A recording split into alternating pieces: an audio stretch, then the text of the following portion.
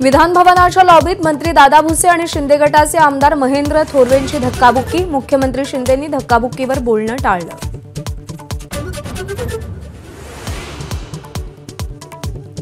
गेल्या 2.5 वर्षात संस्कृती संस्कार धुळीला। धक्काबुक्की प्रकरणावर विरोधकांचा सरकारवर हल्लाबोल। तसा काही प्रकार घडल्याचं मंत्री शंभूराज देसाईंनी फेटाळलं। राज्य सरकारनं जारी केलेल्या 10% मराठा आरक्षणाला आव्हान। डॉक्टर जयश्री पाटील यांच्याकडून याचिका। हायकोर्टात लवकरच सुनावणी।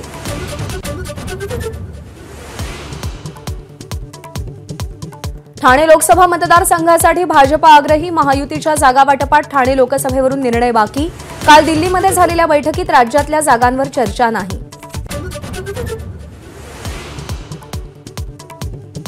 महाविकास आघाडीची जागा वाटपावर चर्चा पूर्ण, पण फॉर्म्युला नाही। 2 दिवसात जागा वाटपाचा फॉर्म्युला ठरण्याचा नेत्यांना विश्वास।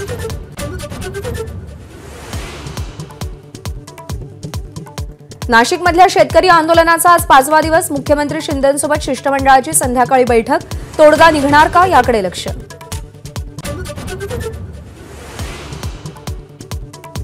आमदार संजय गायकवाड यांच्यावर गुन्हा दाखल। राजूर इथे शेतजमीन बळकावून आलिशान फार्म हाऊस बांधल्याचा आरोप।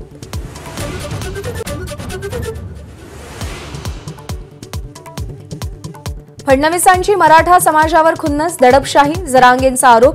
नाईलाजानं कोर्टात जावं लागेल इशारा।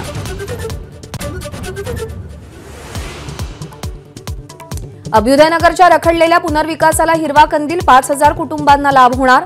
आज विधानसभेमध्ये घोषणा होणार।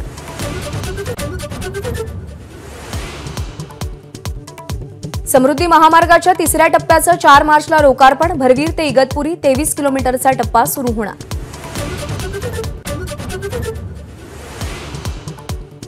व्यावसायिक एलपीजी सिलेंडरच्या दरामध्ये 25 रुपयांनी वाढ। मुंबईमध्ये 19 किलोच्या सिलेंडरसाठी 1749 रुपये मोजावे लागणार।